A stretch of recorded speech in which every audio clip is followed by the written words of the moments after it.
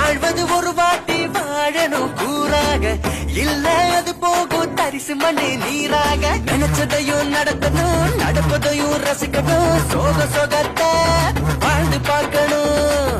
போக்குல தசை மாறி போகிற போது ஆத்துல இலையாட்டம் ஆகுவ பாரு. குண்டு முழியும் வாழ்க்கையில் முண்டு முடிச்சு போடுவேன், கண்டுபிடிச்சு அவத்துட்டு கரையேற பாரு. வரையறை இல்லாம